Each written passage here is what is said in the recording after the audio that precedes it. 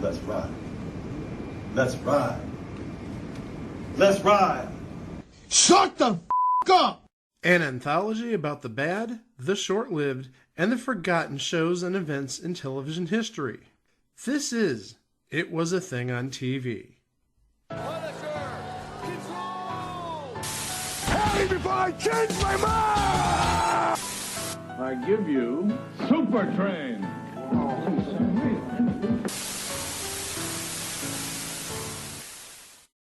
Episode 408, Submission 24-27. The Colts Broncos Thursday night football game from 2022.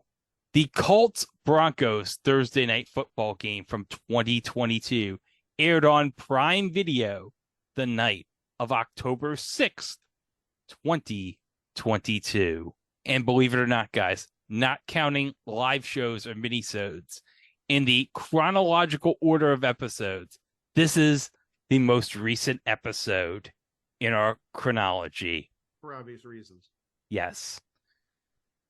So last year, we sat here in this room on Zoom and said that was the worst freaking game we ever saw in our lives. And we just had to talk about it in this episode. So let's go back to the magical land of 11 months ago when the Indianapolis Colts and Denver Broncos met in a battle of the teams formerly played by Peyton Manning. And they all had new quarterbacks that season, if I'm not mistaken. That's right. Matt Ryan, new Colt. Yes. He had been with Atlanta forever, and then he gets traded to Indianapolis because they realized, oh, Carson Wentz, he sucks. And then the Denver Broncos, they trade for the guy who beat them in Super Bowl 48, Russell Wilson. And dear God, it would be an embarrassing year for both teams, culminating in this embarrassing ass game. So do we want to describe the coaches? Because these two are no longer the coaches of their teams. Can I talk about the Colts coach? Yes, because he is from your area. Yes, Frank Reich is the coach at this point in time of the Indianapolis Colts. Of course, he would be let go by the Colts and picked up by Carolina in the offseason because nobody wanted to remove the interim tag from our interim coach, even though he was very, very good for what we could afford at the time. Steve Wilkes. Exactly. Nobody wanted to just give Steve Wilkes the job, even though he was more than capable of handling it. Gee, I can only wonder why that is. And I think we do need to mention regarding Frank Reich, he did not make it through the end of last season because he did get replaced by Jeff Saturday. Tar Heel legend. And I think the less we say about Jeff Saturday as a coach, the better, because I think the highest level he coached at before being made the interim coach of the Colts was high school. I know he didn't do any college, but I don't even know if he did any high school necessarily. They just took him straight off of ESPN to the coach's role. Yeah, how does that work out? Mike Mayock? Oh, sorry. Well, he's not a coach, but you get the point. He's an NFL Network analyst. But yeah, he went to the Raiders, lost all his credibility. And funny enough, that leads us to the coach of the Denver Broncos at this time, Nathaniel Hackett. Oh, Mike, what can we say about Nathaniel Hackett? What can we say that won't be bleeped? He's a bum. Oh, I mean, seriously, that's how I'm going to sum it up. He's a bum. I can say that because his dad was the offensive coordinator here, and he was a bum then. Well, also, and I don't want to give away too much of what's going to happen with this game, but just last year, I think he totally ruined Russell Wilson's career because Russell Wilson, Hall of Fame quarterback, last year did not put up anywhere near Hall of Fame numbers. And I think it's more than a coincidence. I think you actually have causation there. And gee, where did he end up after he got fired from the Broncos? Oh, that's right. He became a nepotism hire by Woody Johnson to lure Aaron Rodgers to the Jets. And you know what? I bet you Nathaniel Hackett's plays will be taken about as seriously as Ringo Starr's songwriting with the Beatles. Hey guys, I wrote a song. Oh, that's great. Oh, good, Ringo. Fantastic. You know what? I'm going to put it right here, right on the refrigerator. That way we'll get to see it every day. All right.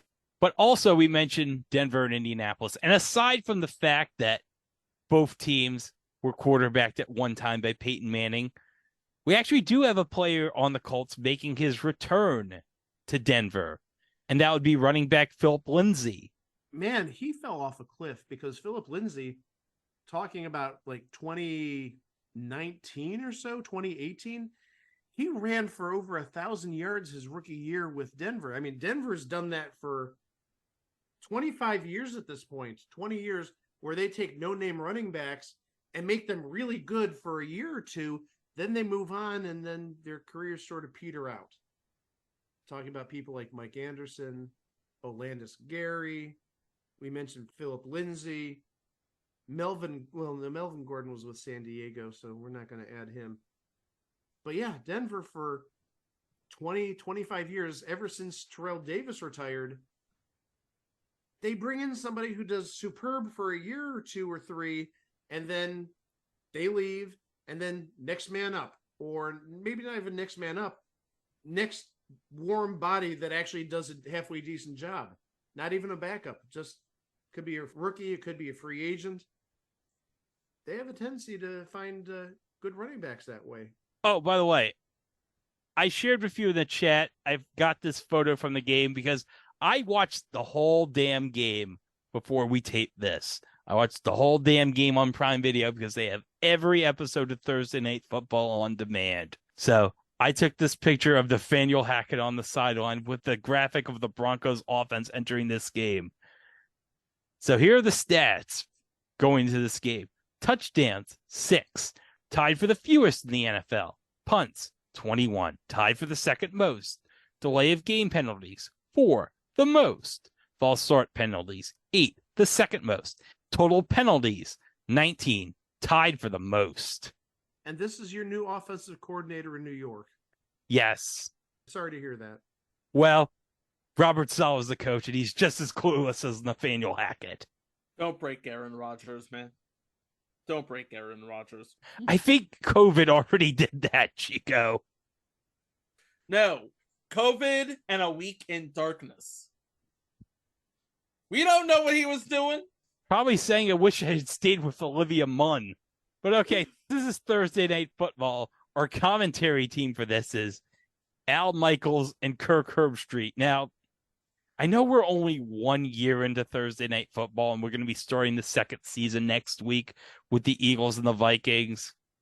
But it is weird hearing Al on Amazon Prime doing these games. But I mean, he's near the end of his career, so he probably figures, yeah, I might as well take that Bezos money when I can and leave the Peacock. So, and Kirk Herbstreit, well, I got to be honest, it's weird hearing him call pro games, because I'm used to hearing him on ESPN with college forever, it seems. But, yeah, he's not bad doing the games on Thursday Night Football. And you know what? Between that, game day, and whatever Saturday game he's doing with Fowler, I mean, he's logging in those frequent flyer miles, so props to him. So let's start this game. So I got the box score on NFL.com. So, okay. The first drive of this game, 5 plays. And how many yards do the Colts manage? They manage 8 yards. Incomplete pass by Matt Ryan, a 3-yard run, a 5-yard pass, and a punt. Now our next drive from Denver, 49 yards, 10 plays. And they get a Brandon McManus 33-yard field goal, 4 minutes and 9 seconds. And they actually mentioned that at the time he was like last year, the only person remaining from the Super Bowl 50 team. And I believe he's no longer on the Broncos now, McManus. Didn't he go to somewhere else in the offseason? He definitely moved on. And I believe the new kicker in Denver is former Saints kicker Will Lutz because he got released.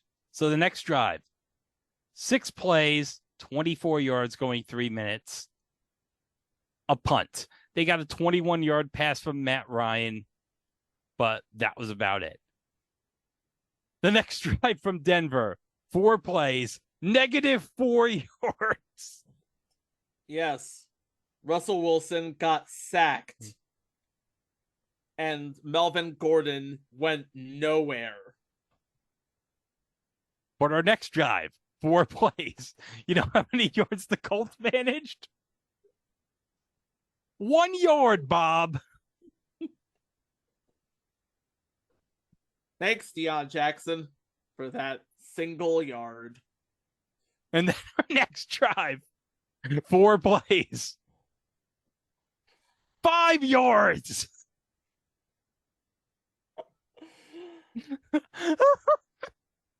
Okay, so it's Mike Boone running for 3, followed by Russell Wilson connecting to Saubert for 2. 2 yards. And then a punt. And then our next drive, 5 plays, -1 yard. Are you seeing a pattern here, guys? I want to say 2 steps forward, 3 steps back. I think it's a microcosm of Denver's season last year because they had like no offense minus like 1 or 2 games. But okay, they finally had some offense here. 11 plays, 45 yards by the Broncos, 4 minutes and 14 seconds. With a Brandon McManus 44-yard field goal. But okay, we got some offense going here. All right, the Colts, they're driving here. We got some Lindsey runs here, a 15-yard pass to Michael Pittman, a 2-yard run here, a 12-yard pass to Pierce from Ryan. Lindsey running for 15 yards, and then, oh, no. Matt Ryan threw an interception. It was meant for Kylan Granson. It ended up with Stearns instead. 2nd and 9. Ryan, good protection this time. Throws. It's picked off at the 15-yard line by Stearns. Out to the 37 he goes. So Ryan at time tried to thread it and could not. And a good-looking Indianapolis drive ends with that. Caden Stearns. The first of 2 interceptions, I should say. So the Broncos have the ball. They're up 6-0. You're thinking, okay, they're going to drive here for a touchdown. They're going to take a lead here, go into the half. 7 plays, 9 yards. Oh, God. And they only got a first down because it was a 14-yard penalty by the Colts. And the Broncos committed a 10-yard holding penalty. So, okay, the Broncos had to punt it. The Colts get the ball. And the Colts go 15 plays, 57 yards. And they get a field goal from 52 yards out. We get a kneel down by the Broncos, and that ends the half. So the score is 6-3 Broncos. And God, I was watching the halftime show, and Tony Gonzalez made like some bizarre comparison of Russell Wilson to Aladdin. And that's what they need to do. You know, it reminds me of the movie Aladdin, where he's trying to be something that he's not. Just be who you are. We love you for what you can do with your legs, Russ. Keep doing that. Well, he also needs some of those wishes and needs to rub the genie to get some help right now, because right now you came up to me and you go, how many yards does Russell have? 69 yards in the first half. Nice. I don't know why he compared him to Aladdin.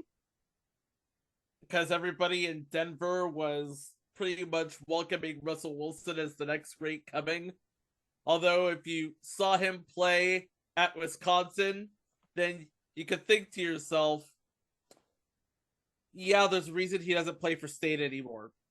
But he overcame all of that when he went to Seattle. So I'm looking at his action in Denver and thinking, I think you left your game in Seattle, bro. Now, again, he didn't leave his game in Seattle. There's causation with Nathaniel Hackett being his coach. I really don't think he lost that much ability in one offseason. I really think that there's a correlation between Russell Wilson and Nathaniel Hackett's ineptness. So there's a spectrum, and on the top you have Pete Carroll, and on the bottom you have Nathaniel Hackett. Yeah, pretty much. Okay. No, I think at the bottom you'd have Robert Saleh, but that's just what I think Greg would say. You know who would be a better quarterback than these two right now? And he's in, ironically, the Amazon employment for this game. Fitz.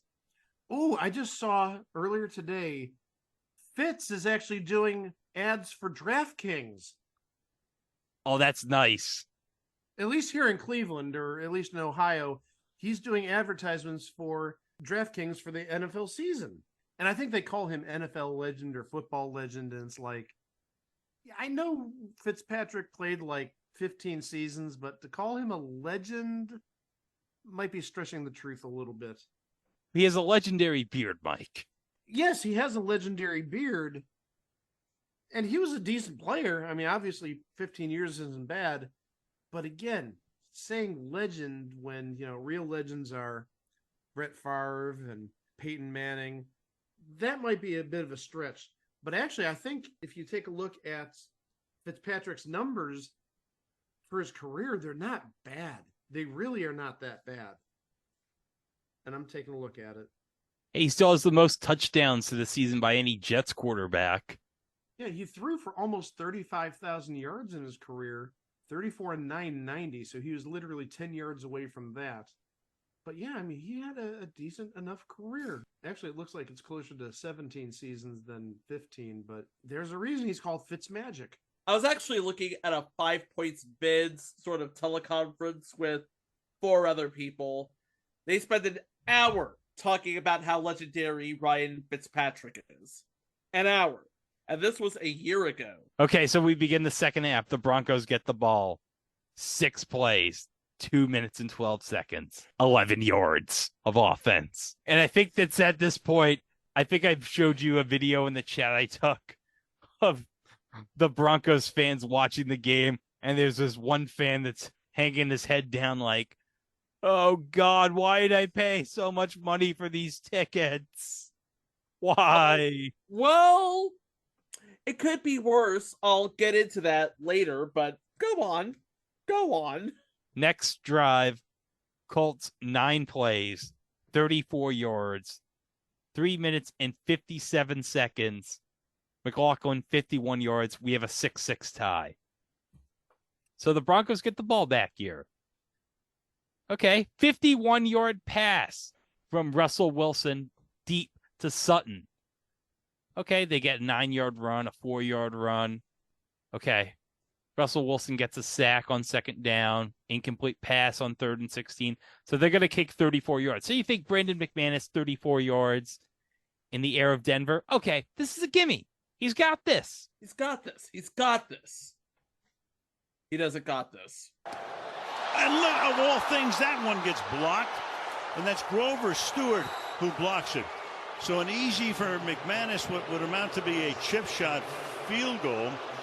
And now the Blues really rain down. Here's the block. It remains tied at 6-6. Oh. Yeah, blocked by Stewart. Yikes. Okay, so the Colts get the ball back here. They're looking real good here. But no. Incomplete pass. And then they get a pass for -5 yards. Deion Jackson, what is you doing? And then we have Matt Ryan's second interception to Stearns in the game. 3rd down and 15. 3 receivers and a bunch to the right. Ryan hangs in, throws, picked at the 27-yard line. On a 3rd down and 15, trying to jam it in. Matt, unbelievably frustrated, and it's Caden Stearns again with the interception. And Matt, I know you had a great career with the Falcons, but no. But okay, the Broncos, they have the ball. They don't move it, but they're in field goal range. And McManus, he redeems himself. He gets the field goal. So it's 9-6. And then the Colts get it. 5 plays, 4 yards. And they have to punt. So now we go into the fourth quarter here. And what happens on a 3rd and 13? Russell Wilson throws a deep pass, and it's intercepted. Wilson throws off balance, picked off at the 4-yard line. Rodney Thomas has made a couple of really nice plays tonight, and another one here, and he finally gets tripped up as he approaches the 40-yard line. Listen, man, Russell Wilson is a talented quarterback. We know that. He looks left to Cortland Sutton, and then without even looking, throws the ball up into coverage. Maybe it's just me, but hearing Al Michaels there, he doesn't have the enthusiasm that he had even like a year or two earlier. If you had to watch this game, you'd lose your will to live. Okay, I get that, but it just, he doesn't bring that charisma, that enthusiasm that he's had for so many years. I mean, legit, maybe he was bored, but also, again, how old is Al Michaels? He's easily in his 70s, if not older. I'm just wondering if age is getting to him. Well, if the reaction to his call of the Jacksonville Jaguars comeback against the Chargers last year was any indication, yeah. I have the answer to your question, Mike. He's 78 as we record this. He will be 79 in November. I'm going to say this right now. He's going to retire before he turns 80. I think he's got at most 2 years left. So the Colts have the ball here. 7 plays, 3 minutes and 23 seconds. How many yards do you think they got? 10. 11. 11 yards. I think that's mostly because there was a 10-yard penalty after a 12-yard run. And then Ryan got a 21-yard pass to Lindsey. But they couldn't capitalize it. They got the punt. The Broncos, 4 plays, 8 yards, 2 minutes, 11 seconds. They punt the ball back to the Colts with 8 minutes and 42 seconds left. And then the Colts punted right back after 5 yards in a minute 46. How many punts do you think we've had in this game so far? Too darn many. The Broncos, they're driving. They have a chance to seal this game up right here. Okay.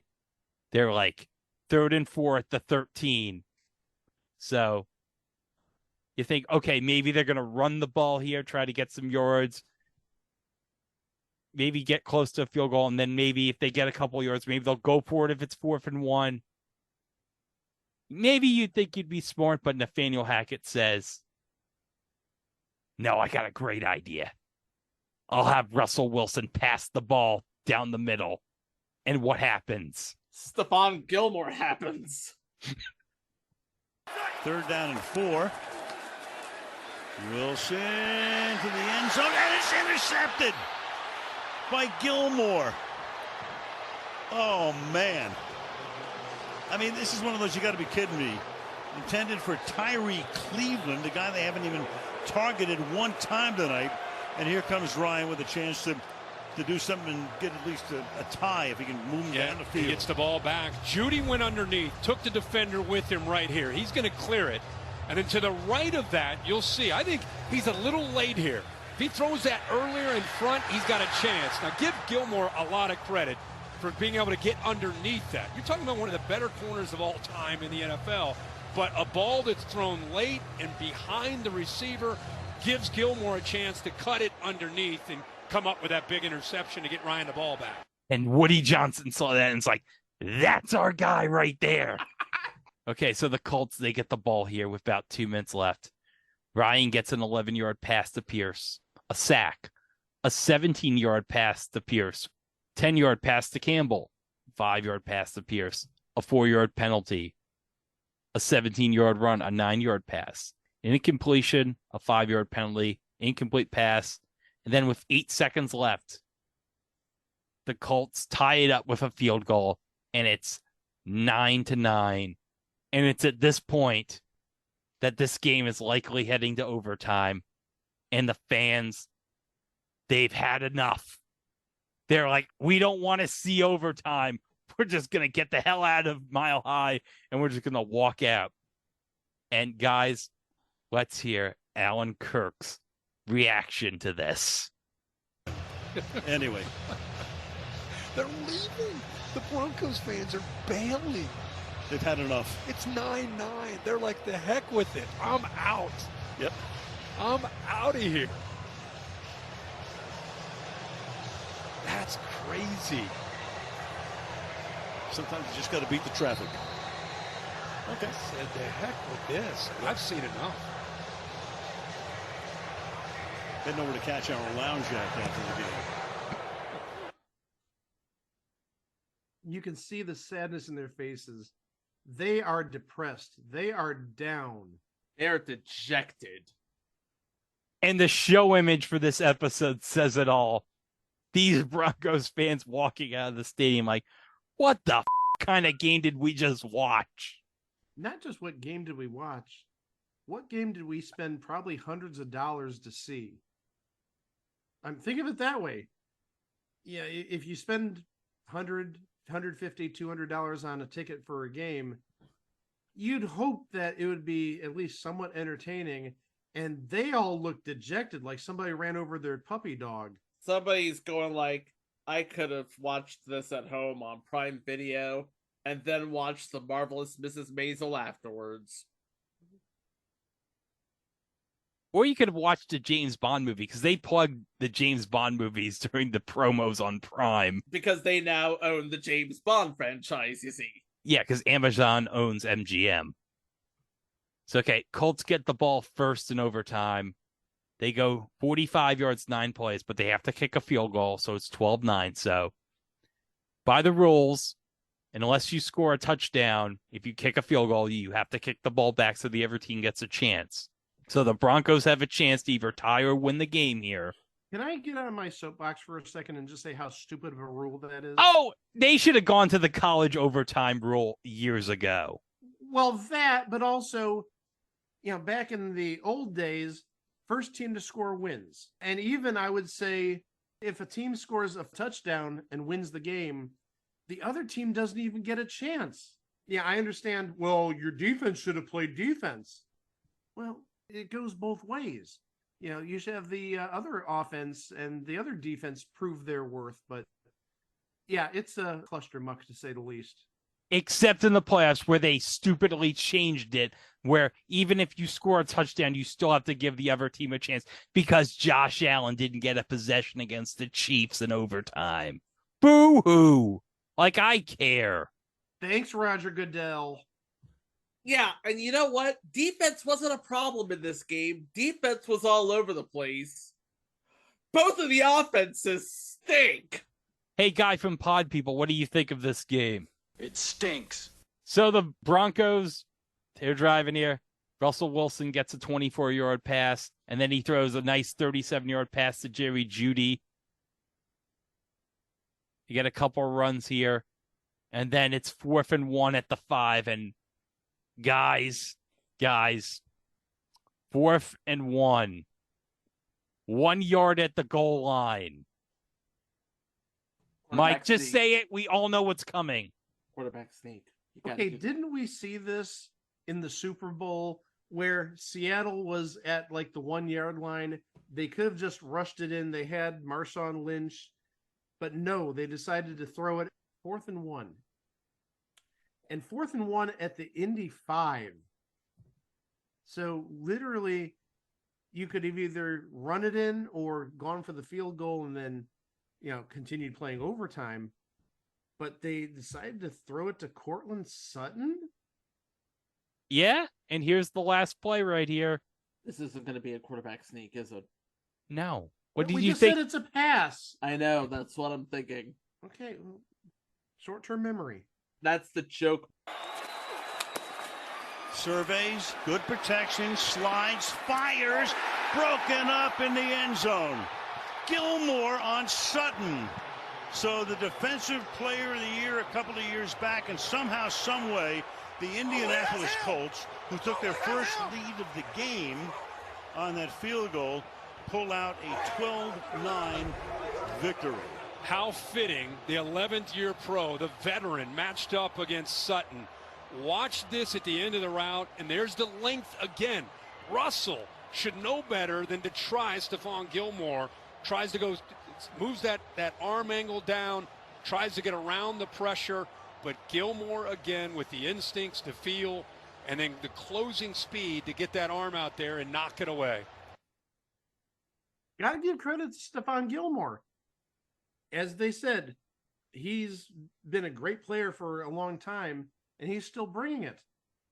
But also, yeah, I know Cortland Sutton is probably the number 2 in Denver. Where's Jerry Jeudy? That's the person I'd throw it to personally. You know, they should have listened to Coach Chico and gone for the quarterback sneak. I'm sorry. Or give it to Melvin Gordon or whomever. They should have definitely run it. You need 1 yard. Then you get the 1 yard. You have 4 downs to go 4 yards. And a stat from this game that I found from Amazon during the broadcast. Until this game, there was never a game in which each starting QB had over 4 Pro Bowl selections and neither team scored a touchdown. That is sad. That's pathetic. You know, it wasn't pathetic. Those 2 guys I took the picture of in the stands that had the Ric Flair and Hulk Hogan outfits, and the one guy held a sign that says WrestleMania.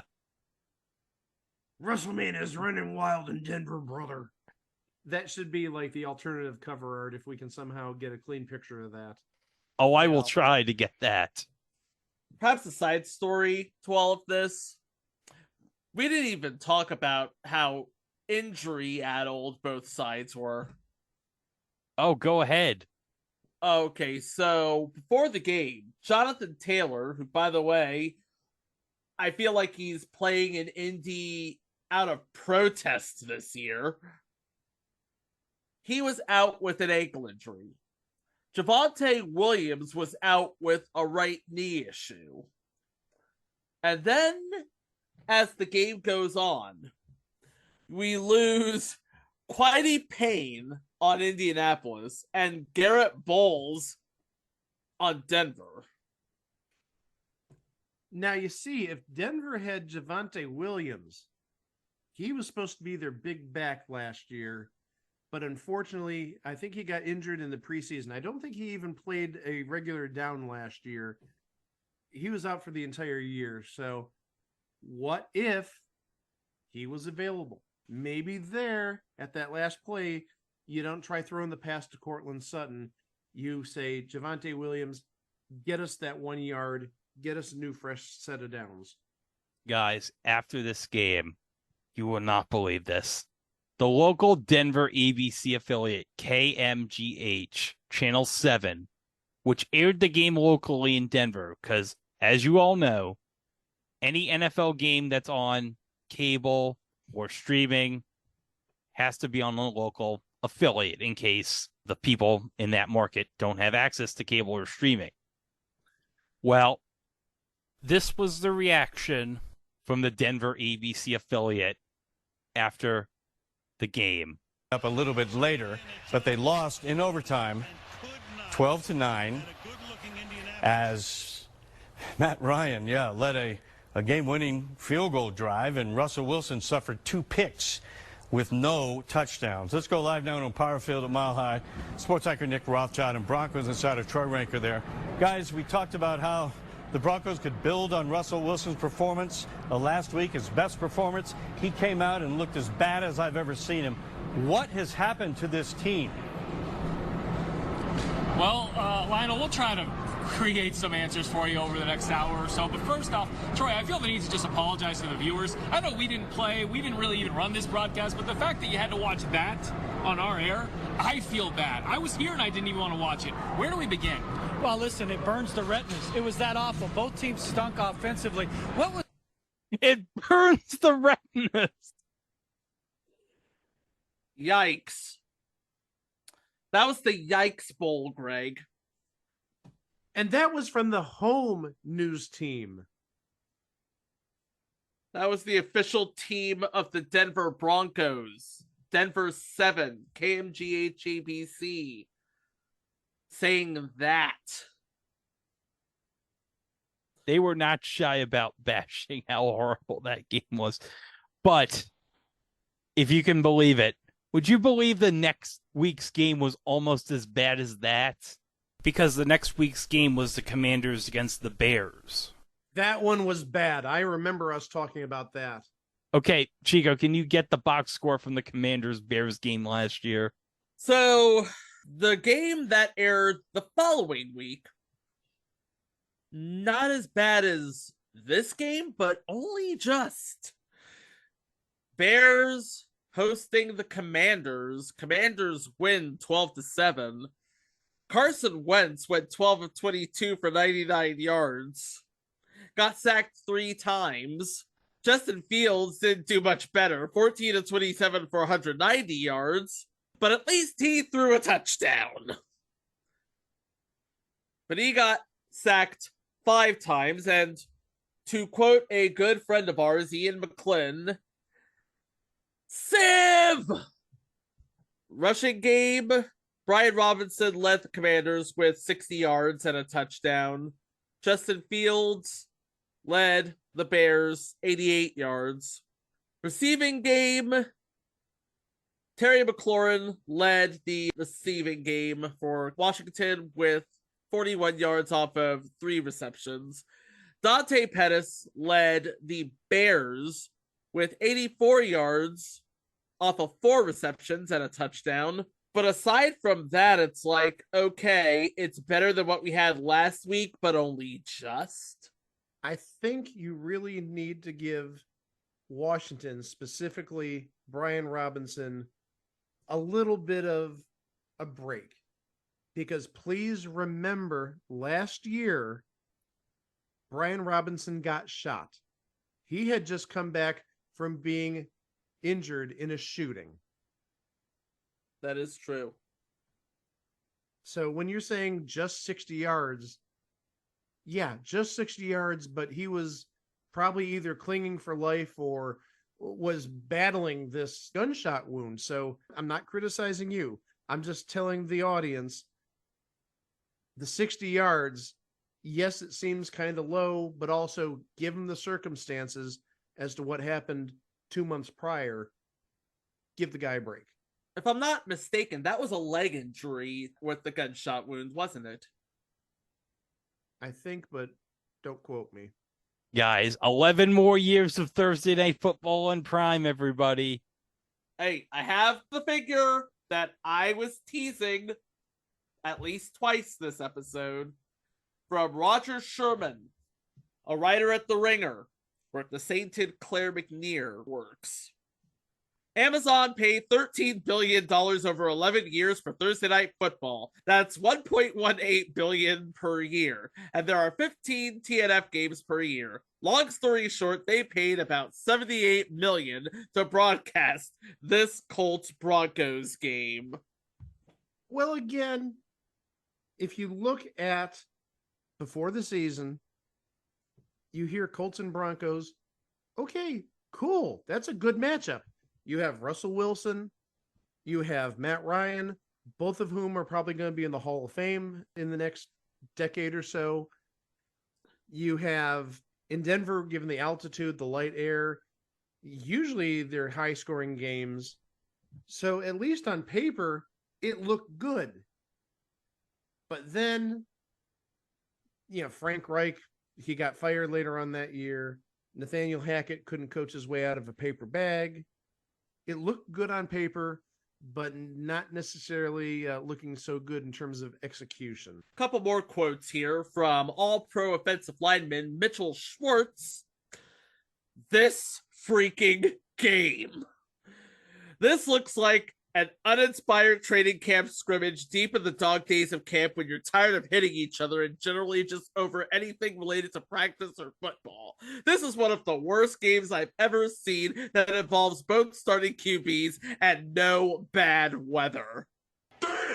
Wait, but the line of the night belongs to the patron saint of Sundays, a man who has the hardest job in all of football, Scott Hansen, the host of the NFL Red Zone, who said, let's cut to another game. The most Scott Hansen line ever. Well, guys, I don't know how we're going to top that, but let's play a game of eBay Price is Right.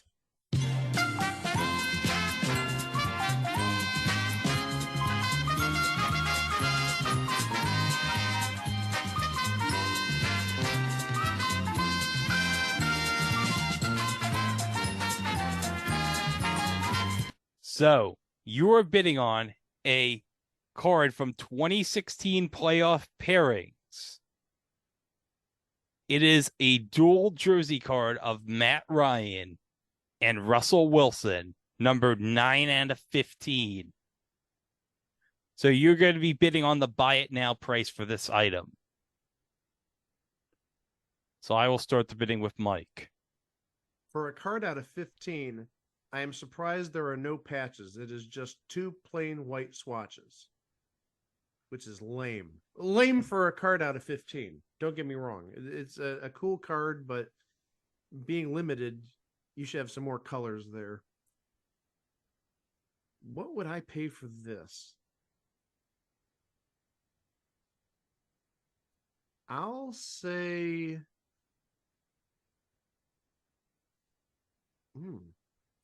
I'll go with $29.99. I see foil pressing. I see 2 fabric swatches. I see $16. There's 15 in the world, though. That's right. There's 15 in the world. And the price of this is $30. Mike I was a penny wow! away! You were a penny off, dude! Oh, my gosh. Like I said, if there was more color there, if they had patches, gosh, that card is probably worth 3 times as much. It's probably $100 card, if not more. But just 2 plain white swatches just doesn't sell to me, even with the rarity. But I got to pat myself on the back there. 1 penny away. Pretty darn good. You did the Barry Horowitz pat on the back, 1 penny away. Hey, Greg. Golf clap? Golf clap. Well, what can I say about this game? But last year, it was a very terrible, horrible, no good thing on TV. And speaking of no good things on TV, let's go. I was going to say, do you want another terrible, no good thing? Let's do the Joey Gallo update. It's the Joey Gallo update! I kind of like that. It's the Joey Gallo update. Hey, guys, do you smell that? Stinks. Are we talking about the Yankees again? Oh, sorry. Valid point, but I'm not talking about the Yankees. I'm talking about Joey Gallo. As I mentioned, we're going to do this twice a week for the rest of the season. And realistically, we're only going to be doing 2 more installments of it unless Minnesota makes the playoffs. Because this is pathetic. He's played 8 games in the last 2 weeks. And looking at the numbers, it looks like he's only started 4 of those games. He's had a total of 13 at-bats.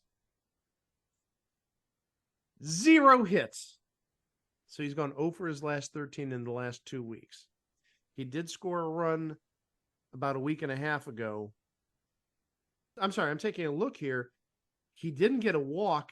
Was he a pinch runner, or maybe he got on by error? I can't really tell, but regardless, he scored a run even though he didn't get a hit. Go figure. Could be hit by pitch. No, it wasn't hit by pitch. I have no idea. Not going to speculate. However, the one thing I think we do need to keep an eye on, because this is uncharted territory that we've talked about. We mentioned in the past that he was right near a 50% strikeout rate. He has by far passed that. In 273 at-bats this season, he has 140 strikeouts. I don't have a calculator in front of me, but I believe that's like about a 53, 54% strikeout rate. And I don't think anybody in the history of baseball who's batted 273 times has struck out that often. That also explains why in the last 2 weeks, he started a total of 4 games. And he's being paid $11 million. That's the update. Hey, $11 million to bat 0 for 13. I'll take it. Oh, and I should add, his average is down to 176. Fantastic.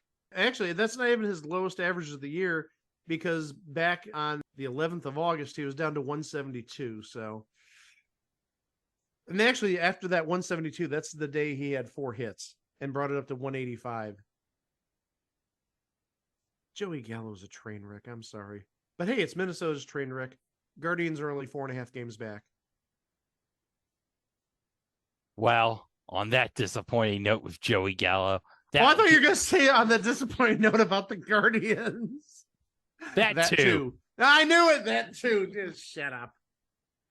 It's going to do it for this episode. But remember, you can always go to our website over at itwasathingontv.com, where you can listen to the 407 episodes that precede this episode. We've got all sorts of great bonuses there, including minisodes, live shows, extended versions of previous episodes. Everything is on there. And remember, we are on all social media, including Instagram, Threads, and Mastodon over at It Was a Thing on TV, except for Facebook, where we are at It Was a Thing on TV podcast. Remember to subscribe to the podcast wherever fine podcasts can be streamed, either Apple Podcasts, Google Podcasts, TuneIn Radio, iHeartRadio, Audible, etc. And also don't forget we are on YouTube, where you can like and subscribe to our channel. And don't forget to hit the notification bell to stay up to date on all future uploads on the channel, including what is coming up on the podcast next time. Well, guys, we continue our look at the upcoming season by talking about something on the first Monday night broadcast of the season. And this was a pairing so awful on Monday Night Football. And no, I'm not talking about Dennis Miller. And you're not talking about Rush Limbaugh either. Well, that was Sunday Countdown, but yeah, it was still football based though, but it wasn't Rush Limbaugh on football. It's a different pairing, but yikes. But also our second episode of the week. Mike, you're hosting this episode, so you got to clue me in about this. This is a show that was very briefly run about 40 years ago. And I don't think it aired many places. But thankfully, some intrepid soul managed to put a couple of episodes on YouTube. And it's going to be a short episode, but there's a couple things I want to talk about. I want to talk about the people in front of the camera, but also some of the stuff on set. There's a lot to actually break down here, which I think is going to reach some different areas of the fandom. There's people that we've talked about in the past. There's really an entity that we should talk about that I don't think we've ever talked about. There's a lot of stuff going on. And again, it's not going to be a long episode, but it's still something that I think deserves a little bit of respect, a little bit of coverage. But that's not all. Oh, that's right. Because sometime in the next couple of weeks, we will be bringing a sequel to one of our favorite episodes. And I won't tell you when it's going to come up, but let's just say we did network TV fall campaigns. We're going to do a part 2. So that'll be coming sometime this month in September. So stay tuned for that. And I got a request about the last time we did that for some PBS spots. I just might find some PBS spots. And I bet we're not going to talk about any fall TV campaigns for 2023 unless you want to hear about CBS promoting Lotteria Loco and Raid the Cage. Well, before we sign off, I want to thank Highlight Heaven on YouTube for providing us all the clips from this terrible game. And let's never discuss this game ever again. Agreed. Until next year, maybe. Maybe there'll be a game as horrible as this next year. Maybe there might be 15 Thursday night games this year just as bad as this. You know, you just put that out in the universe, right? Well, hold on. What if the Jets-Browns Week 17 game, we talk about that next year? Close the show. Well, you'll find out more about those subjects next time right here.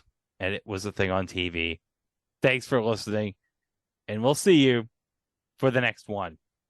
Wow! Hello, everybody. We're in Russell Wilson's kitchen. He's on game day snack duty. Let's listen in. Let's take our snack game from here to here. I got this. Uh-oh. How's Russell gonna play this one? I'm calling an audible. Welcome to Think Like a Champion, the podcast where we reveal the mental strategies of elite performers so you can apply them to your own life.